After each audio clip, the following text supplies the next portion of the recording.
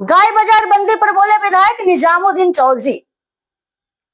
हाइलाकांदी अलगापुर विधायक हाजी निजामुद्दीन चौधरी ने कहा कि बंद हुए गाय बाजार के सभी दस्तावेज उनके पास हैं और यह बाजार 9 वर्षों से वैध रूप से चल रहा है। उन्होंने अफवाह फैलाने वालों पर निशाना साधते हुए कहा कि सरकार इससे टैक्स लेती रही है। बाजार का नाम जनता के प्रेम से उनके नाम पर रखा गया है। विधायक ने मवेशी बाजार को गरीबों की आजीविका से जोड़ा और इसे बंद न करने की मांग की। साथ ही उन्होंने चांदीपुर में मेडिकल कॉलेज खोलने की वकालत की। আমার নাম দিয়ে মানুষে এই বাজারের নাম দিয়েছিল হাজী নিজামুদ্দিন চৌধুরী কেটেল মার্কেট দিতে পারে, কারণ রাহুল রায় বাবার নামে আছে, রাহুল রায় দাদার নামে আছে, অনেক কিছু আছে, যেমন রিয়া মার্কেট আছে, অনেক কিছু মার্কেট দিতে পারে অনেকজনের নামে।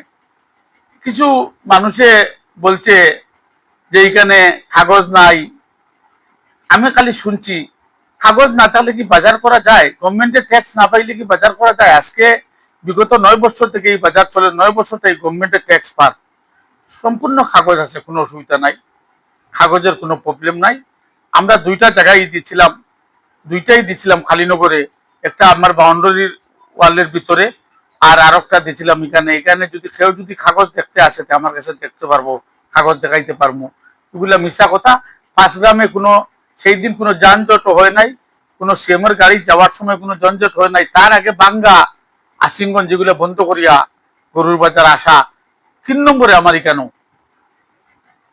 এখানের কাগজ একদম কোনো অসুবিধা নাই। বাজারের কাগজ আছে, বাজারের কাগজ না থাকলে কি গভর্নমেন্টের ট্যাক্স নিব?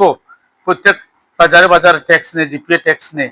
এগুলা মিথ্যা কথা, হয়তো কারোর জানা নাই, এমনি উল্টাপাল্টা কথা বলতে আছে। কিন্তু সত্যি হইল এটার কাগজ আছে, নিশ্চয় এটা গভর্নমেন্টে কাগজ ইনকোয়ারি করেছে। কাগজ না থাকলে সে তো যদি ট্যাক্স গুলো অবৈধ কি লইছে এই বাজারে, যদি বাজার অবৈধ হইলো তো ট্যাক্স লো অবৈধ হয়েছে। এগুলা মিশা কথা মানুষের।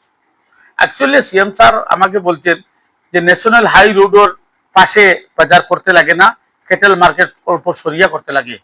এইটাই হইল মুদ্রা, মূল কথা, অন্য কিছু নাই। বাজার হয়েছে, সরকারের ট্যাক্স পাইছে, কোনো অসুবিধা নাই। একমাত্র এটার প্রবলেম হইল কি ন্যাশনাল হাই রোডের একদম পাশে বাজার, এইটাই হলো প্রবলেম, অন্য কিছু নাই। কাগজেরও কোনো প্রবলেম নাই।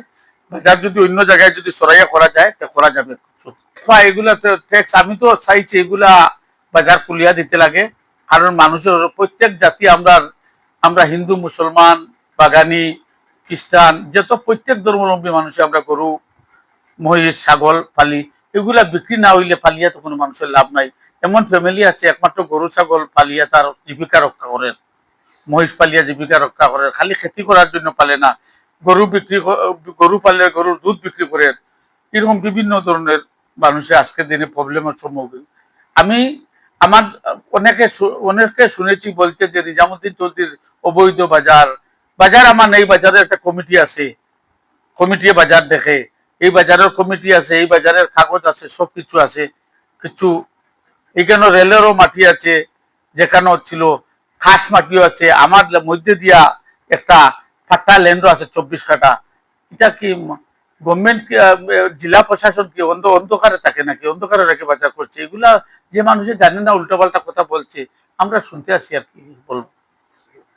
হাইলাকান্দি যে মেডিকেল কলেজ, এটা নিয়ে মাননীয় মুখ্যমন্ত্রীর সঙ্গে আমি 2-3 বার দেখা করেছি 2-3 বার করে।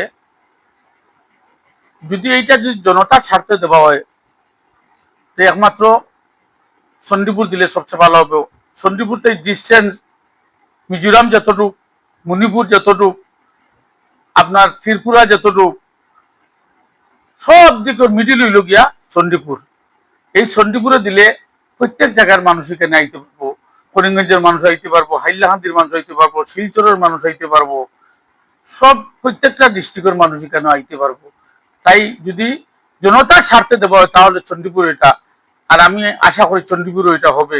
লাস্ট পর্যন্ত মুখ্যমন্ত্রী আশা দিচ্ছেন যে চণ্ডীপুর হবে বলে। আমরা দেখতে